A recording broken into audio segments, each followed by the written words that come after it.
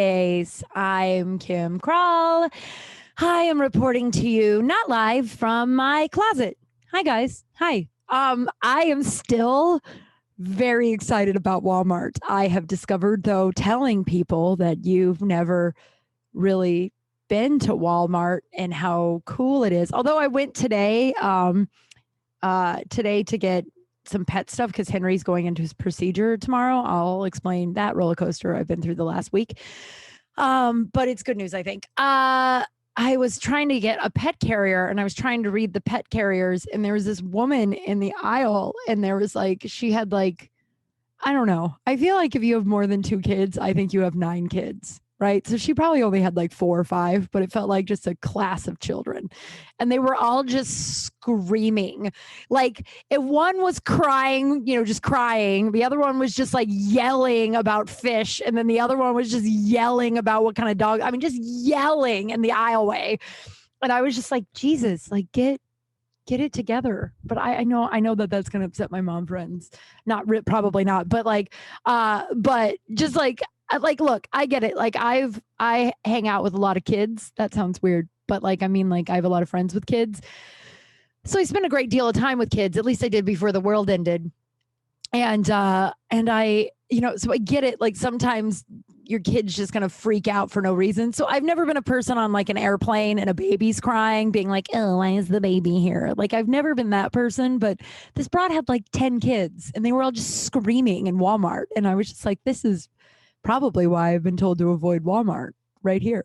But I did get I think I got a good pet carrier. I don't know. So it's been a tough week. I don't remember exactly what I talked about last week, mostly because I blacked out because I was so freaked out about Henry. I did, as I said, I did talk to my doctor and my vet, and he is, he loves his cat, and it sounds like he really loves my cat too. So we had to do a heart scan and ultrasound on Friday, which was horrifying. They were like, we're going to shave his chest and keep him for 3 to 6 hours. And we're going to take, a 360 picture or whatever inside of his chest. It's just like, oh my God, you're too young for this. But he said heart doctor number 1, which was his heart doctor. He's like, they say it looks like it just looks like his heart is big because of the hyperthyroidism, but we had to wait for the procedure doctor. I don't know if you don't want to hear about my cat, pause for, just plug your ears for the next 3 to 22 minutes. Just kidding. I don't know if I'll talk about it that long, but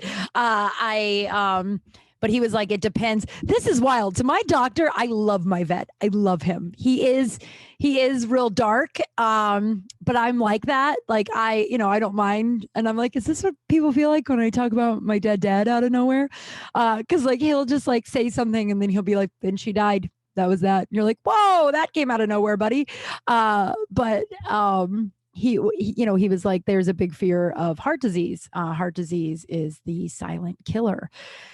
He was like, not just in animals, but also humans. Sometimes, you'll go to bed and then you'll never wake up again. Happened to both my parents. They just died, flat out died. And I'm like, oh, wow, you just said that in the doctor's office. Okay. But then he also was talking about, so he was like, it depends on what the facility doctor says, because, they have a heart specialist too. And if they don't think he's safe enough to come do the procedure, then they won't do it. And so I wonder, do people edit out them drinking water? I'm not going to, but and so he was like, we have to wait for that doctor to see what they say. And he goes, because a lot of places, this is so fucked up. This is what Yelp and people's, the internet has done to our society.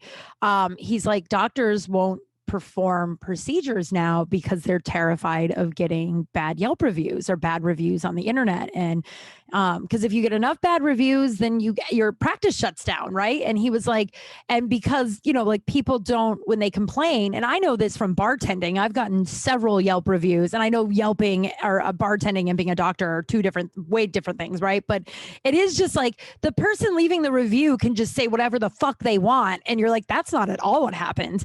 So yeah, he's like, people, a lot of doctors won't do risky surgeries anymore, because if the patient dies, then the family will go to the internet and be like, that doctor killed my grandma died young from a surgery, and my family wanted to sue the hospital, and it never worked out. And I've never been able to ask anybody why, but I'm pretty positive that she needed a blood transfusion. Like something happened and they could have saved her with a blood transfusion. But Jehovah's Witnesses don't believe in that. So, but like my family was able to just like paint the narrative that this was like reckless behavior on behalf of the hospital, which it's like example, like a lot, like from bartending a long time ago, not that long ago, way before a year before the world ended. Oh my God, I have something in my eye. I was working at the nightclub in Koreatown, and this girl came up to my manager, who was also a bartender, and was like, "Hi, I would like a blowjob shot." And I'm going to use that voice because this girl sucked. But she was like, "I want a blowjob shot." And my manager looked at me and she goes, "Oh man, I haven't made that in so long. Do you know what's in it?" And I was like, "Oh man, I haven't made it in so long either." Like nobody orders that. The only people that have ever ordered a blowjob shot that I've ever seen in my life are people who are turning 21 at a goddamn Chili's. Because I did that when I turned 21 at a goddamn Chili's. Like, it's not like whatever. So we were just like, and we didn't make fun of her. It was just like, oh, we just haven't made that shot in so long. So we will, like my manager was like, well, let me just look it up on my phone real quick. And the girl was like, okay. So my manager looks it up and she's like, oh, cool. All right, well, we'll make this. She goes, we need whipped cream. I don't know if we have whipped cream. I'll go look for it in the back. So then she goes out of her way. Well, normally we would, like, my manager must have been in a good mood because she never goes out of her way for shit like this, or she never did. And so she must have been in a good mood, and we were kind of slow. So she was like, yeah, I'll go look for some whipped cream. So she goes, gets the whipped cream from the back, finds it, something that we probably shouldn't have had. Like we had nothing that had whipped cream on it. So it was random, whatever, finds it. We make the shots. The girl was like, oh, it's my birthday. So my manager was like, do you want one to me? And I was like, oh, I haven't had that in like 10 years or 15 years or whatever. Let's try it. So she makes the blowjob shots. She makes 3 of them. So the 3 of us do a blowjob shot. And she's, how many times can I say blowjob? Blowjob. And she's like, blowjob. Sorry, I can't stop now. She's like, yeah, on us, happy birthday. And then when the girl got done taking the shot, the free shot, that it took, probably 15 minutes to make because no one orders that and we had to look it up. By the way, before you go, you're a bartender, you should know that shit. There are like 7,000 drinks and like 7,000 more variations of each drink. I got useless information in my brain of years of bartending. I mean, it's kind of a fun party trick, I guess, once I'm not ever doing it again. But so when she was undoing the shot, there was a little crack in the glass, which is a nightmare for every bartender. Like if there's a crack in the glass and you miss it, like that's a nightmare. That could hurt somebody. And she's like, oh my God, there's a crack. My manager was like, oh my God, I'm so sorry. And I was like, oh shit, let's make her another one. So we make her another free shot, apologize to her, give her the shot. 2 days later, she left a Yelp review about the situation. We couldn't have been nicer to her. She got 2 free shots. We went out of her way to make this when normally we would have just told her to fuck off, right? Not in those words, but we would have been like, oh, we don't make those, right? She was like, I asked for a very simple shot, and the bartender just looked at me and then started talking to her friend. And then they both got on their cell phones while they ignored me. And then one of them left for like 25 minutes. And then when they came back, they finally made my shot. And then when they made the shot, they gave me a broken glass and they didn't even apologize. And like the GM pulls over my manager and was like, what is this review? And she's like, what? So both of us are like, so the point of all that is like now doctors aren't performing procedures because you assholes have taken to the internet to make up whatever you think. Like, it's just like I've looked at Yelp reviews on other things, and I wasn't thinking I was going to talk about this today, but here we are. Also, I shouldn't read my emails before I record an episode. I get super in my head about it, and I just need to acknowledge it, and then we're off. Not that, and I mean, there's some emails in there. I do have a poop scoop. Remember last week when I talked about the very first dance I danced with a boy in high school? He sent a poop scoop. How fun is that? So exciting. But so my brain just gets all distracted and shit. My brain's already really distracted because tomorrow is a big day for the Kralski house. But like, so my doctor was like, yeah, offices now won't perform procedures because they're afraid of the liability and what will happen. And he goes, yeah, my friend had a really like a vertebrae issue. A human friend had he didn't say human, but I'm clarifying for you guys, had a vertebrae issue and she needed a surgery, but she had other issues. And so no doctor would perform the surgery. And she was like in insane pain. And without the surgery, she was going to die, but nobody would perform it because she had other stuff. And doctors were like, we can't take that liability. And she was like, I'll sign papers that like sign away my like rights or whatever, like saying like, I'm cool with the fact that I'm going to die. This is risky. No one would do it. And the woman died. And that's what my doctor told me while he was explaining to me that heart doctor number 2 may not agree with heart doctor number 1. And I was like, Jesus, man, is this how people feel when I take the, like the quick, like, and then my dad sexually abused me. Whoa. I talked to you guys about that. One of my dear friend who is no longer with us, Anna Land, was one of the funniest, abrupt, loud, just acquired taste people you'll ever meet. She's one of my best friends, and I miss her every day. I didn't tell her about my dad, and I thought I had. And we were walking one day, and I was like, well, you know how my dad used to shower with me until I was like, like 12 or 13. And she was like, whoa, you can't just spring that on someone. What the fuck? And then she sits down, she lights a cigarette in the middle of the street and starts like stress smoking. She's like, you need to warn someone before. And so and now when my doctor did that, when he's like, then both my parents died, I'm like, is this how people feel when they talk to me? I didn't mind it though. I mean, so as you probably gathered, heart doctor number 2 said that his heart was fine and he is going to, so that's all good news. Now the next scary thing is tomorrow I drop him off at a facility for 3 days, and then they pump him full of radiology. And then they return him to me, radioactive iodine. Then they return him to me. And then I'm not allowed to put my head against his body for 2 weeks. I have to have minimal contact with him for 2 weeks, which, you know what, this little asshole, I imagine that he doesn't sleep with me unless it's wintertime. Like in wintertime, him and Lucy both sleep with me just because it's kind of cold and they snuggle up. But in the summertime, they get, it's hot. So they don't typically sleep with me unless I'm asleep and I don't notice. But this asshole probably will need to sleep with me now that he's not allowed to for the next 2 weeks. So stay tuned for that. But it's been a scary, scary week. My cat's my best friend.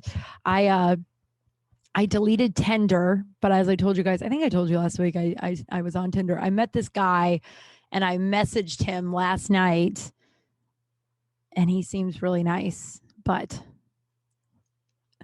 so I was just like, hey, I told him on Tinder, I was just like, hey man, I don't want to just delete Tinder and not like give you a heads up, but I got a lot going on. So, let's Instagram or whatever. And he goes, actually, I don't have social media, but if you want, I would love to do a phone call when things are settled down. Why don't we just do like an old fashioned phone call, which is so funny because I just got out of something that was just like pulling teeth, getting this guy to even, I pulled my microphone out of the computer for some reason. I don't know why I did that. But yeah, I just got out of something that was like pulling teeth, getting this guy to like call me or, pay attention to me, which I'm still struggling with, guys. I'm not sure what to do about that. I want to block him. We're talking about Seattle now. I want to block him, but I just feel like that's just the same thing that I did last year. And it's just probably better to just try and let it go. But I'm having a really hard time with it. I think it's just because it has just such a big question mark over it. And I know it has nothing to do with me, but you want who you want in your heart. It hurts when it hurts, and I will be okay. But so this guy wants to talk on the phone, and I was like, oh, okay. Well, so I wanted to delete Tinder last night, and so I text messaged him. I was like, hey, it's Kim from Tinder. Here's my phone number, and we text for a little bit, and I was like, oh, my cat's sick and he's going in for a procedure that I'm pretty stressed out about. So I'll probably be off the grid for a little bit. So I probably won't call you or text you. Like we'll do the call next week when my booty bear is, I said my cat, I didn't say booty bear, but when my booty bear is back and healthy and everything. And he goes, oh yeah. He was so nice. He was just like, yeah, he's like, absolutely. You don't need some guy from the internet. You don't have to worry about some random guy on the internet when you have your cat to take care of. I totally understand. And I was like, oh, that's really sweet. I was like, thank you for understanding and not making the obvious the obvious, annoying, crazy cat lady joke. It's just such an obvious joke. Like the woman in me is not offended. The comedian in me is offended when people are like, "Oh, crazy cat lady." I'm like, do better. There's so many funnier things to do. Um, and he goes, am I a judgmental asshole? Is this why I die alone? He goes, oh no, of course I wouldn't judge you for your cats. I have two myself. And I was like, oh, a dude with two cats? Like, what? Why am I like this?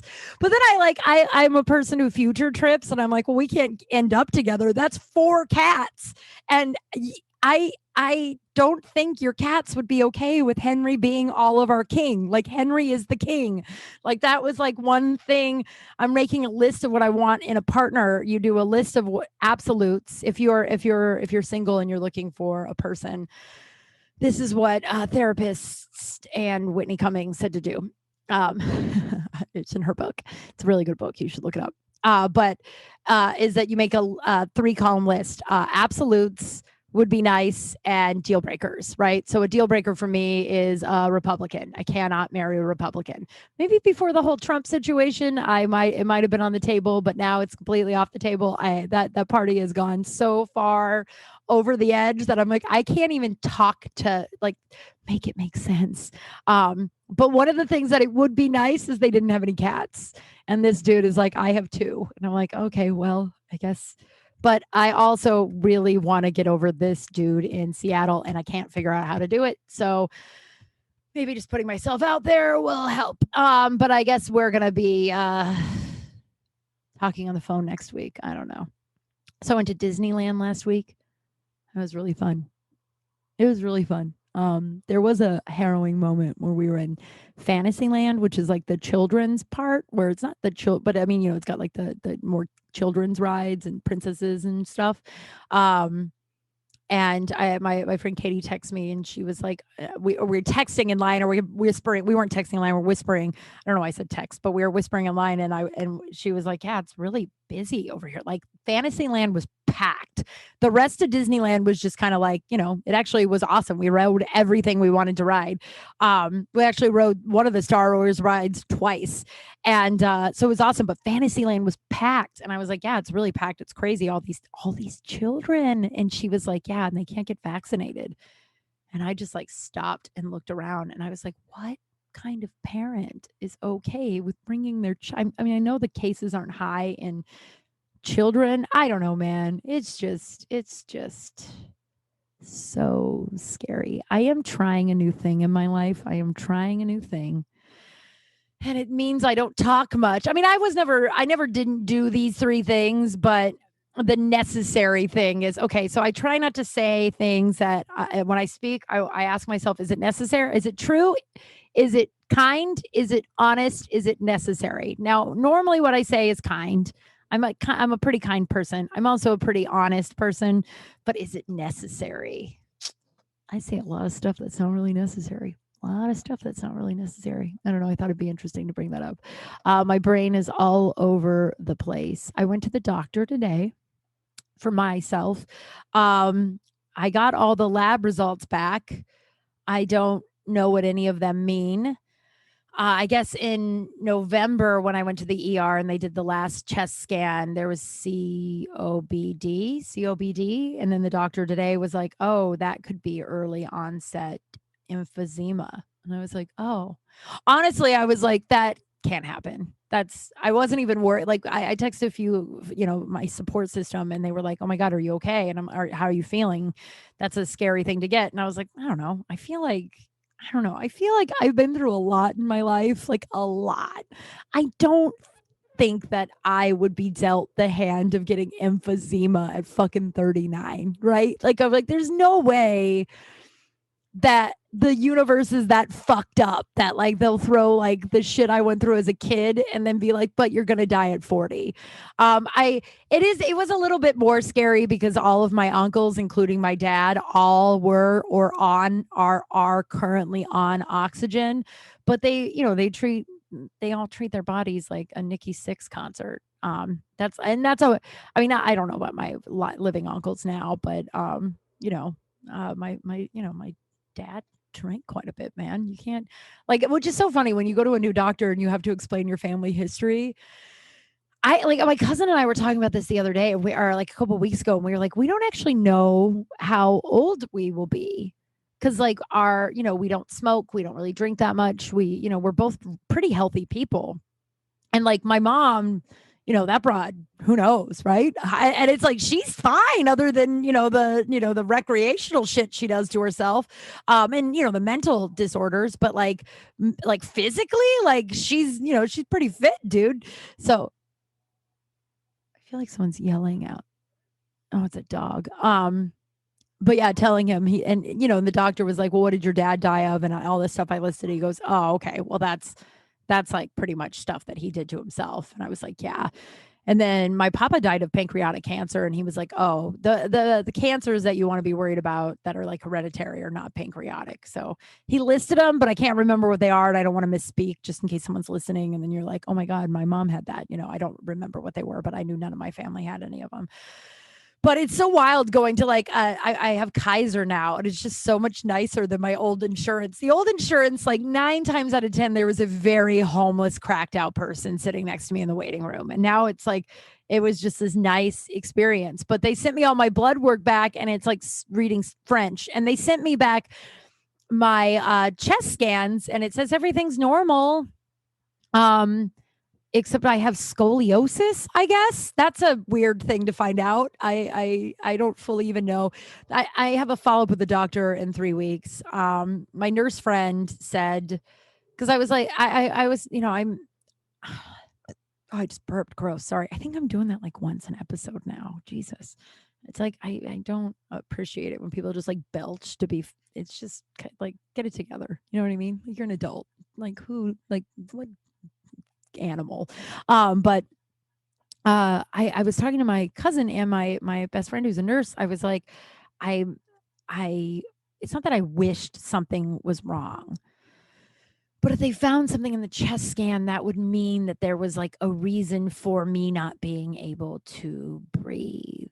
And it's like, oh, it's normal. But my cousin was like, well, no, that doesn't. And I know, okay, I know that normal people are like, okay, well, I still can't breathe, so we need to continue to research. I was told a lot of times growing up that like, unless there was like something you could physically see, I wasn't believed. So unless I was like throwing my guts up.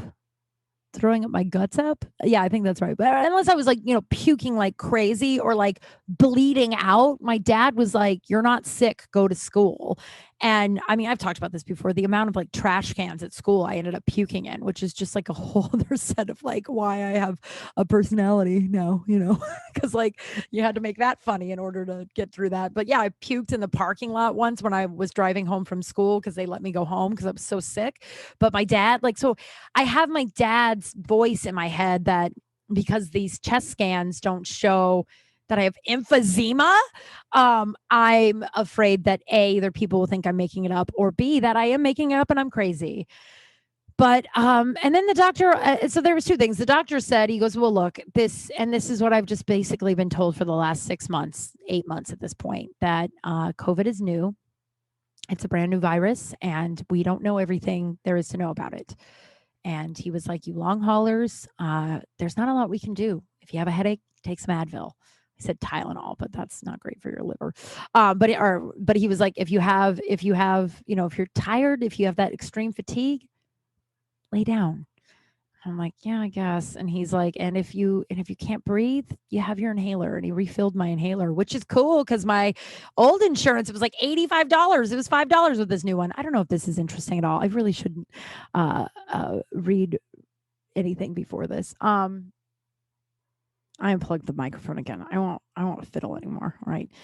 So yeah, all that is, I guess, good news. I don't know. The scoliosis is bizarre, and all of the blood work is for sure. It was like reading French. I don't know. And then it said, I feel like they shouldn't email that shit to you because it was like, more than likely you're seeing these before the doctor, and the doctor will call you if there's concerns. But I have a follow-up teledoc appointment with him in 3 weeks. So I will say I wasn't using my inhaler as consistently as it was telling me to, and he told me to stay on top of that, and then he said it probably will be about 6 months to a year before my lungs are fully healed. And then my nurse friend said um that, and my cousin also said this too, that like the scan was just make sure your organs were cool. So your organs are cool, which is good news, but it's like when you quit smoking, your shit has to reheal, I guess. And so I guess when you don't have COVID anymore, shit still needs to heal, I guess. I don't fucking know, man. I'm not a doctor, thank God. But those are the health updates. I was thinking today, I was driving. Where was I driving? What made me think about this dude? I don't know. So years and years ago, here's a fun dating story that did not make it into my book. Oh, by the way, I wrote a book. If you are listening and you would like to hear about my wild dating stories and my drinking problem, I wrote a book called Confessions of a Recovering Party Girl. You can get it everywhere, or not everywhere. You can get it on Amazon, and I don't know. I said everywhere. You can get it on Amazon, and you can get it on my website if you would like to get a signed copy. Also, I am doing a giveaway in a few weeks with a woman that I adore, Jillian. I can't remember her last name at this moment. I just don't know how to pronounce it. It starts with a PF something. I don't know.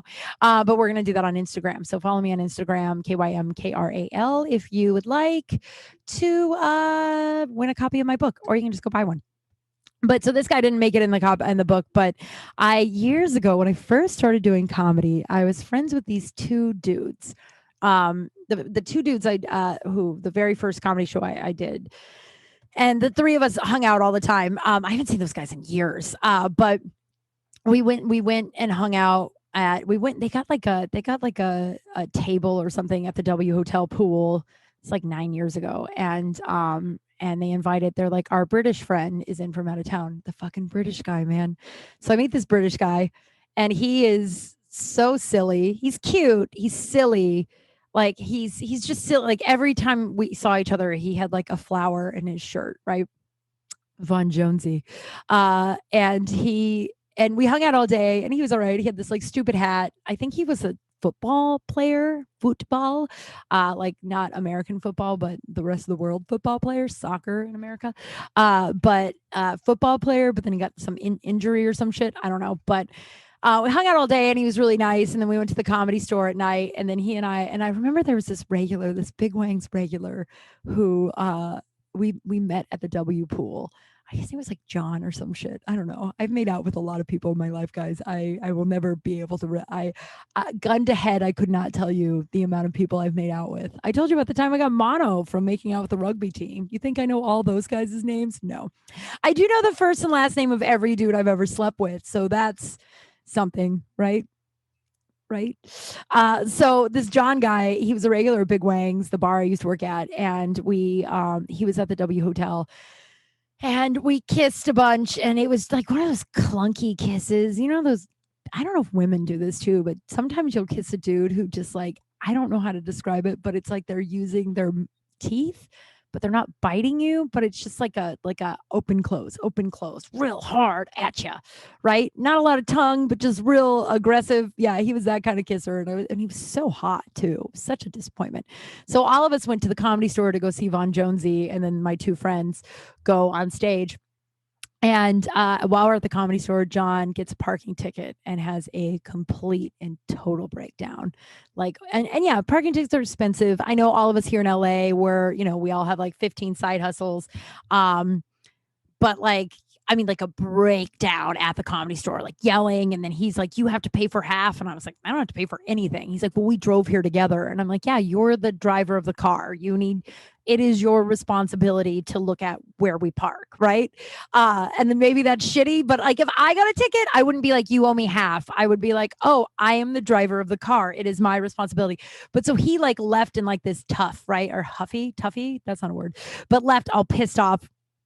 And then we're on the patio of the Comedy Store. This is such a fucked up, weird story. This is right when I first started doing comedy. I quit for a little while after this. But we're sitting on the patio of the Comedy Store, and Von Jonesy looks at me and he goes, have dinner with me tomorrow night. And I was like, what? He goes, let me buy you dinner tomorrow night. And I'm like, oh, are you asking me out? He's like, I am. I was like, that came out of that. I don't have a British accent, so I'm not even going to bore you with it. But I was like, oh, okay. Yeah. And he's like, yeah. So I'm like, all right. So he texts me the next day and he's like, I'll come pick you up at 8. And I was like, cool. So 8 comes and goes. And then 9 comes and goes. And it's just like, all right, this fucking dude is going to stand me up. And then he calls me like, like 2 hours later and he's like, hey, sorry, I got caught up. Why don't we just go to the Comedy Store and get drinks? And I was like, oh. And, I wasn't in this is why I would work for the book, because if you haven't read the book yet, I do talk about how I put up with just like atrocious behavior. Me now, I would have just not responded to that guy, right? Like 2 hours later, he's like, oh, I'm going to come get you now. I would just, no, thanks. Maybe I would have said no, thanks. And then that would have been that. But I was like, okay, just like me. I guess I'll, whatever. So he picks me up. We go to the Comedy Store and when he's not ignoring me, he's asking me to go buy drinks. And I, for some reason, am just buying him round after round, right? And again, I have really low self-esteem. This was like 10 years ago. So it's like Kim minus 2.0. I don't know what that, or just like Kim original robot. I don't know much about robots. I'm not a robot. I don't know why I said all that. I think that's the name of the episode today, because I've said that like 14 times. I don't know why I said that. But he's like, so I keep going up there and I don't remember what his logic of me going up there was, but he kept telling me to go up there. And finally the bartender goes, why are you buying that guy so many drinks? And I was like, I don't know. And she goes, yeah, I used to date him. He's loaded. He has so much money. Don't let him do that to you. Stop buying him drinks. And I was like, you used to date him? And she goes, yeah. And he just came back into the country and asked if I would see him again. And I told him to fuck off and you should do the same. He's trash. And I was like, oh, okay. So then there's this other comic who now is a dear friend. I won't use his name, but he was like smoking hot, so hot, right? And he comes over and he invites us over to his house, just like down the street. And he's like, do you guys want to come over to my house? I'm having a couple people over. And we're like, yeah, we'll go over to your house. So we go over to his place and, there's like 10 people there. And then there's like 8, 7, and then and me and the hot guy. We'll just call him the hot guy. Me and the hot guy, because I'm not going to use his name just because he is, he's not famous yet, but he's known, and so hot. And he's like, he and I are flirting, and the British guy and I are just like, it's not going to happen. I'm pissed off. I've spent so much money. He's late. He's like treating me like whatever.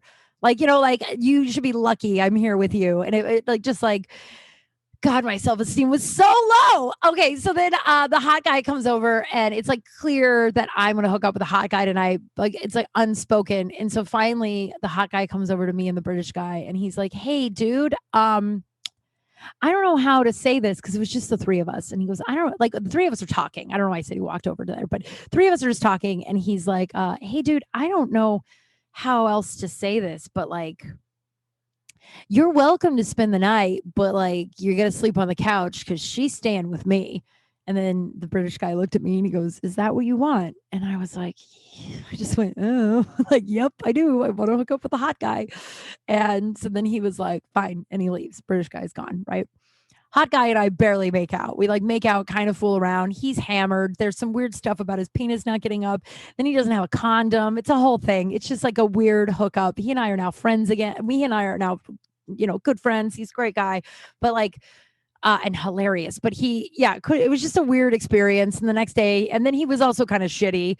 The next day at the Comedy Store was telling everyone, the Comedy Store is fucking high school. And I was a part of that when I first started doing comedy, which is like, high school. And so told everyone that we'd hooked up, and people were like, oh my God, I can't believe you're showing your face here. It was, and then I quit because of the whole, the Me Too stuff with the guy who died earlier this year. So, at least I quit, got a clean slate, came back, everything's cool now. But so hot guy and I, that's all she wrote. And then like, I'm going to say like a week or two later, maybe a week later, I'm at the Village Idiot in West Hollywood, which is like one of my favorite restaurants. And I'm there with a couple comics. And the British guy's there. The British guy's like sitting at his own table and he keeps looking at me, and I, look at him, and he texts me. He's like, come over and say hi. And I was like, no, dude, I'm good. And he's like, you don't want to come say hi? And I was like, I for sure don't. And he's like, is it because I made you buy all those drinks the other night? I was like, yep. And you also were 2 hours late and you were so rude to me. I am good. I am good. I am good. And he was like, let me make it up to you. Let me buy you a drink. And I was just like, fine. So I go over there. He buys me a drink. And then we spend the next 2 weeks dating. Because I never paid for another thing again. And he was one of my favorite people I dated. I never slept with him. I don't remember who brought him up today. Something came up today and I was like, oh, remember the British guy?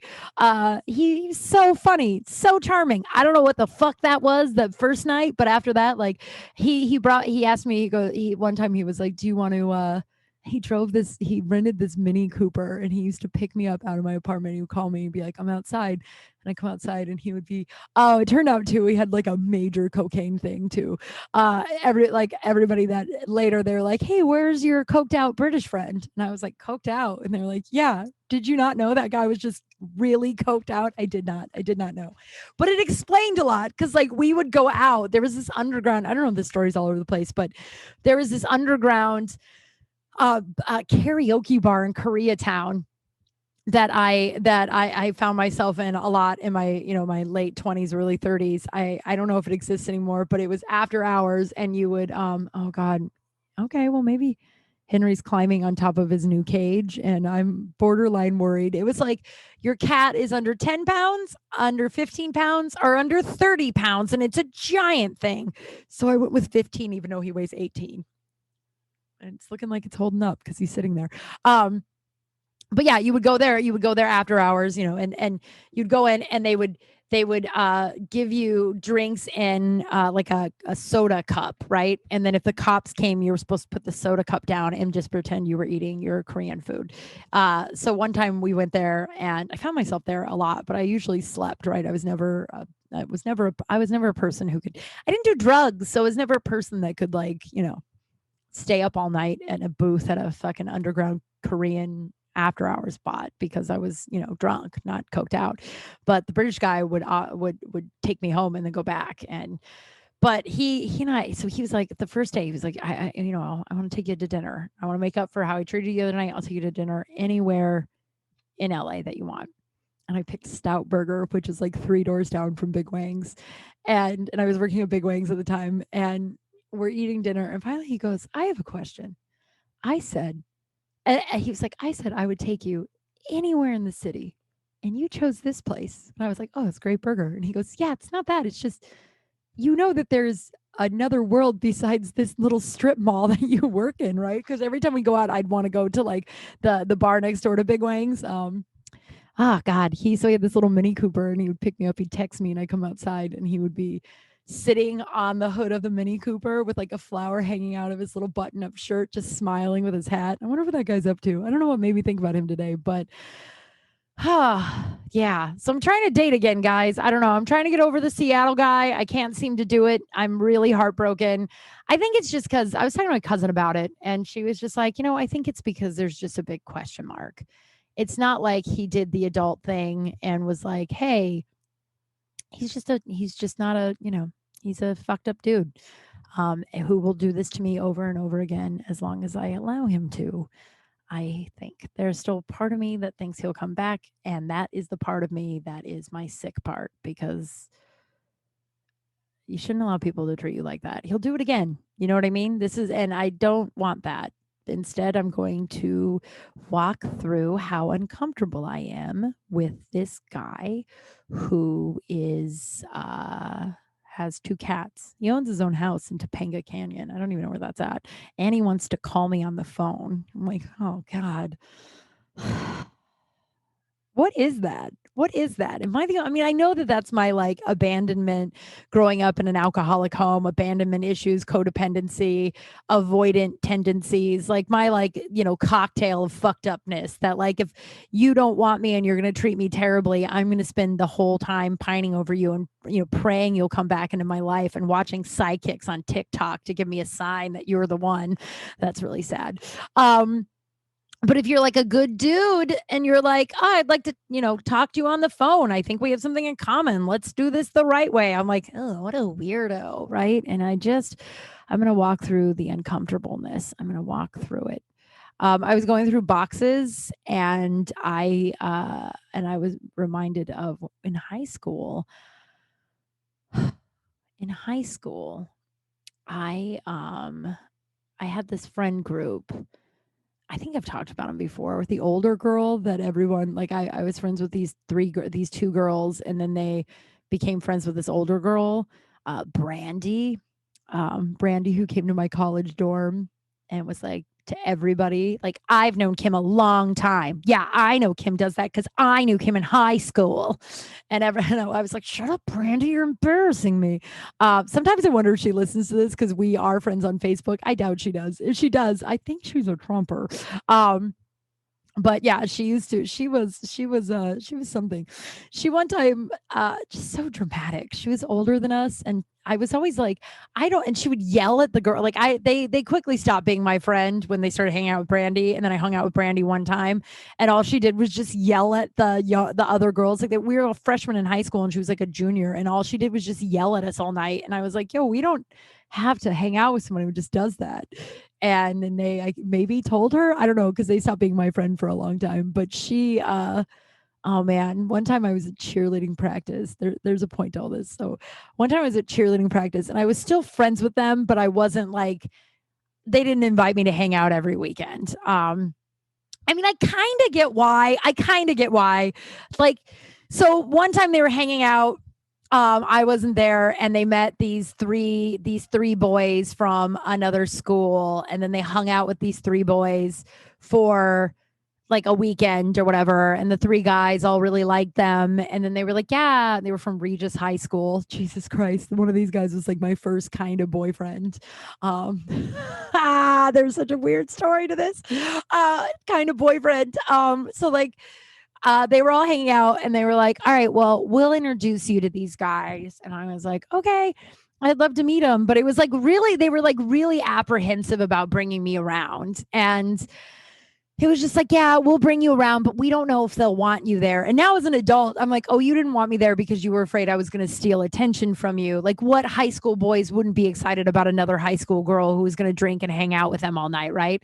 And so I came over and I met all of them, and they all instantly love me, right? Because I'm really fun. And I at that point, like, the ship had sailed in my high school because I was so awkward and missing teeth and all that shit. But like, with the new high school, like, if I switched schools in the middle of high school, I probably would have been a little popular at the second half, because like I was starting to like grow into my like face and body, and I was wearing my false teeth. Oh my god. And then I'd gotten a bridge, so I didn't have like teeth that popped out of my head. I had stopped peeing my pants. I wasn't playing with dolls anymore. So like, I really hit a second win my junior year of high school, but like, the ship had sort of sailed at that point.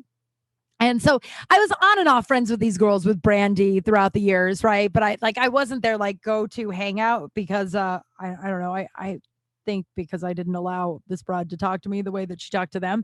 Um, but yeah, and then I hung out with those dudes, and they loved me. Like, we're like, we want to hang out with you. And then I stopped being friends with Brandy and friends, just because they didn't treat me very well. And I was tired of it one day, and I was just like, I would rather have no friends than these friends. And I was just like, hey girls, I don't want to be your friends anymore. And then I thought I wouldn't have any friends for a long time. And I kind of didn't for a little bit. I sort of didn't. My stepsister, like, shortly after I stopped being friends with these girls, like, two of them I'm now dear friends with, and amends have been made and whatever. We were in high school, so who gives a fuck? But like, the other two, one I talked about, if you want to hear the whole story about our friendship, it's one of my most vulnerable, hard to talk about, vulnerable episodes, but like reminiscing, kind of saying goodbye to a friend from childhood. It's, I don't know what episode but it's called Naked Checkers, because me and this girl growing up, we used to play checkers naked together. I think she had probably something going on in her household too, because but so she and I aren't friends anymore. She's on and off blocks me on social media, and I only know that because we were friends for a long time on social media, and like Time Hop will show me pictures of us from, 10, 15 years ago, however long social media has been around. And sometimes I can click on her name, and then other times her name isn't there and I've been blocked. Um, but she has unfriended me years ago, and I don't know why. Maybe she listened to this and was pissed off. But so those two girls I'm not friends with anymore. Brandy I'm friends with on Facebook, but I always wonder when she's going to unfriend me, because I think she's a Trump supporter. There's no way that she doesn't believe. There's no way that I don't know. Just so I was, I stopped being their friends, because like it was, around the time I was a junior. And it was around the time my mom was really sick again, like mentally sick, and in and out of drinking, and, her meltdowns and freakouts. And I had every other weekend with her. And so I would ask my best friends, hey, will you guys pick me up this weekend while I'm at my mom's? Will you call me and come get me? I can't call you guys, but you can call me. And if you call me, I can leave. And, they were like, yeah, of course, we won't let you leave it, like be alone in that house. And then they wouldn't call me all weekend. And then Monday would come around and they would all talk about what an awesome weekend they had with Brandy, who, by the way, at that point was like 20, and we were like juniors in high school. Whatever. Whatever. So at this point, by the way, in this story, at this point, Brandy's 20, or yeah, she's got to be 20, because we were 19, 20, because we were like 17, 18, right? And so, and then I come, and they were just like and I was just like, oh, you guys didn't call me. I thought that you would. And so at one point I was just like, you know what? I came to school one day, and I was like, we were talking about where we were going to eat lunch. And I was just like, hey, I'm not going to eat lunch with you guys anymore. I'm probably just going to not do that anymore. And now looking back, that's so fucking brave of 17-year-old Kim, especially in high school. And it was just like, oh, I wouldn't have no friends. I had no friends. Like, though they were my friends.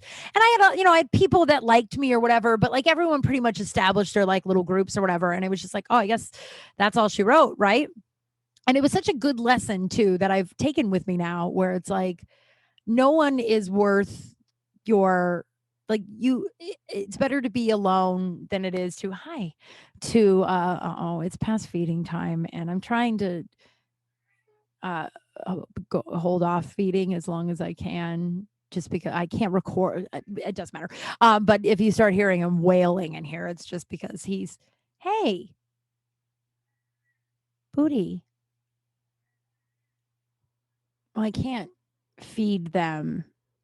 It doesn't matter. He's calmed down now. So it was a good lesson, because it was just like, it's better to be alone than with somebody who treats you poorly, right? Like, I know so many people who are in relationships because they don't want to be alone. And it's like they're miserable in their relationship, but the thought of being alone is more terrifying. And I mean, like, I went through a really bad period when I cut them out of my life, because things were bad at my mom's. My dad was not equipped to handle what was going on, and he was still, not touching me anymore, but still highly sexualizing everything. There was porn everywhere, constant. Like, I'd get yelled at, like, watch me undress. So he wasn't touching me, but there was, other sexual abuse going on. So it was just like a really rough time. And then I cut out my friends, and then my dad, which is so weird. I wrote this is so grim. I wrote this, and I don't think I would have ever done anything, but I was an emo kid and I had a lot going on. I wrote a suicide note. I was, contemplating. I really, and I struggled with depression as an adult too, but I wrote a suicide note in my journal, and was wrote and I, years have passed and I look back on it, and it was like, I'm grateful I never did any of that, but it was for sure a cry for help. I was, I was drowning. My friends were awful. My mom was, awful. My dad was awful. It was just like, I have no one to turn to. And, so I wrote this note, and my dad, one night I came home and we'd gotten in this fight about something, and he asked if I wanted to go live with my mom for a while. And I was like, you don't want me? Because, like, you don't, and I know you're probably thinking, why didn't you go live with the mom? Because I had Stockholm syndrome, right? A lot of times, I mean, yeah, look it up if you like. Now I'm like, yeah, go live with your mom. You probably would have. I mean, yeah, she was a nutbag, but sorry, that's an insensitive term for a crazy person. And a wild card. But at least you'd be able to shut the door while you peed. You know what I mean? Do you know what I mean? Everyone's like, no, we don't know. Like, a handful of people will know what I mean. But but then he told me that he had gone through my drawers and read my journal because he was looking for drugs because he thought I was doing drugs. And it didn't hit me until years later. I'm like, that means you read my suicide note and your fucking response was to send me to my mother's. Jesus. And so, I mean, like, it was a rough time, but I had like cut out my friends. And it was a time my dad was just like, you need to just get over that. And it was like, well, I don't have anybody at school. But it taught me that I was okay alone. And then I made friends with these two girls, Renee and Tiffany. Man, I miss Tiffany. Tiffany, dude, we used to be friends on Facebook. I tried to look her up on LinkedIn. I don't know where she is. Dude, that girl was so much fun. She was one of those people, like, I was a weird fucking person, right? And I don't know if she was weird before she met me, but she was just like, I'm on board. And we were just weird together, right? So I made these two awesome friends who were like, oh, you don't have any friends? Yeah, eat lunch with us. We go to Renee's every day. And so I went and ate, like, it was like 2 weeks of eating alone. And then I went to Renee and Tiffany's. And then my stepsister moved in with my mom and stepdad. And so then I had her as a friend. And then she made friends with this girl, Catherine, who became my best friend of like 20 years. Like, we still keep it. We're not as close now, but we were really close for like 20 years. And, LA, and she lives in Denver. She had a kid, she got married, things happen, like, there's a long story, but like, it worked out. And then, eventually I made up with the other girls and things ended up being fine with Brandy. Like, it was just like, I don't know, man, Brandy is what she is. But during that time, this is what I wanted to tell you guys the story, but I needed the whole background. But during the time where I stopped being their friend, and, enough time had passed that they didn't pop in my head as like a suspect, hear me out. So I came home from school one day and there was a note taped to my front door of my house, the front door of my father's house, right? Like, so it's not like it's my apartment now. It's like my childhood home, taped to the front door. Was an envelope that said my name, and I was like, that's weird. I pull the envelope off, I open it up, and it's a blank piece of paper. It's a white piece of paper with magazine letters cut out like a fucking serial killer that said, "Dear Kim, happy Halloween. You're in for a treat."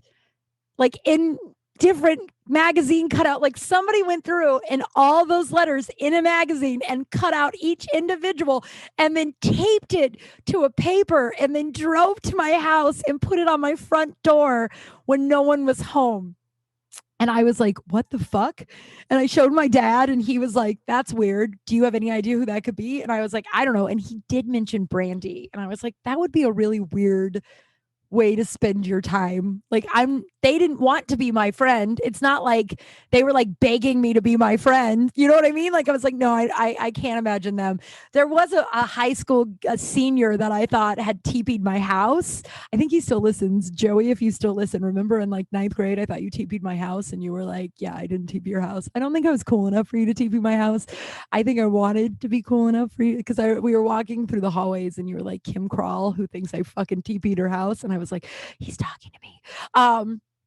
But yeah, he, like, I was like, maybe that guy, but he had already said that I wasn't cool enough for him to take. So I eventually forgot about the letter, like eventually forgot all about the letter until like 10 years later. So like, I don't know, like 10 years ago, maybe 5 years ago, I was talking to two of the girls, and like the two that I'm closer to now, like the other two I'm not, but I was talking to them and I was like, oh yeah, that. And no, they brought it up. They're like, oh yeah, Brandy wrote that letter. I was like, what? That was Brandy? And they were like, well, no, they were like, she wanted to. Sorry, I'm trying to remember this conversation because I just popped up the other day and now I really want to tell it to someone.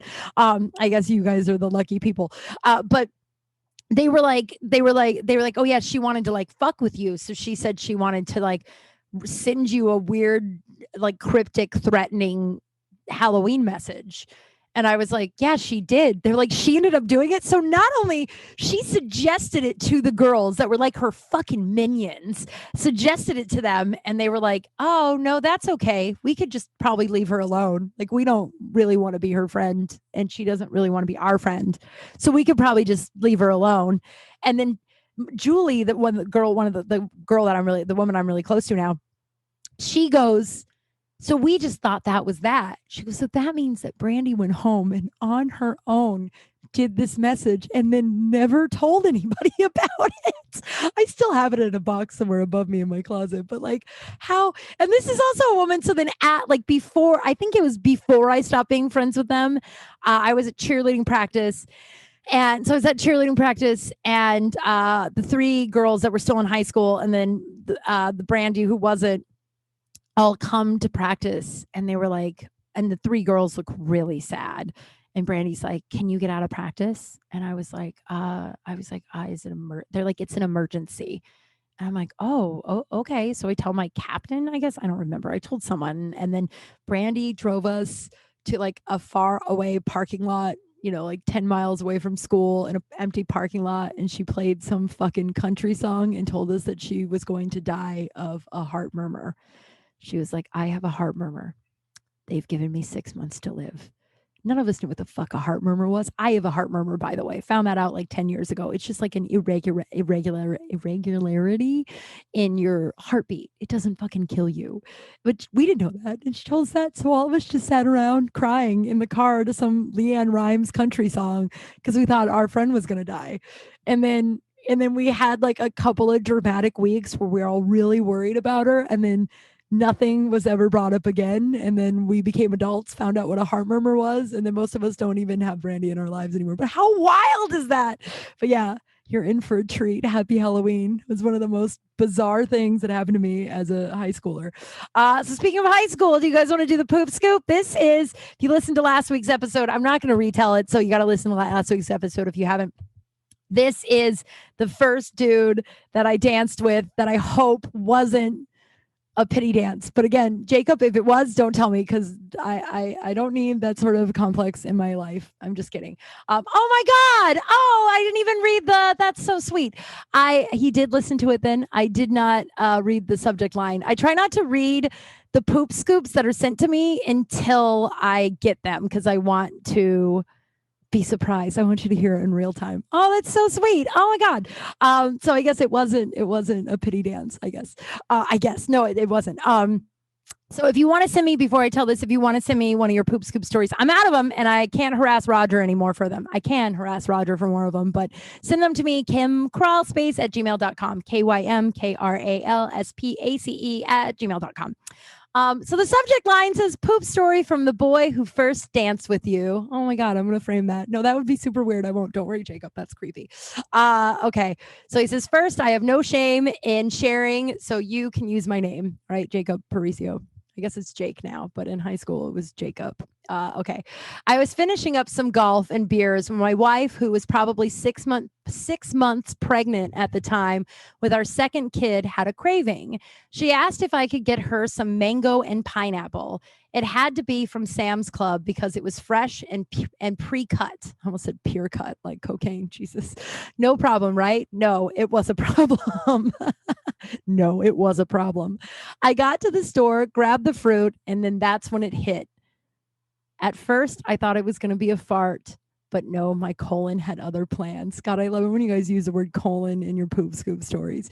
I felt the warm stickiness. No! And power walked to the bathroom, leaving the precious pregnancy food outside to discover I did indeed shit myself. As any reasonable person would do, I went to the handicap stall and surveyed the damage. I stripped down, gave myself a thorough cleaning with the one ply that they have, and threw my boxer briefs in the trash can. I've thrown a lot of pairs of underwear in trash cans over the years because of stuff like this. Washed my hands, grabbed the precious fruit on my way out, paid, and left my shitty underwear there.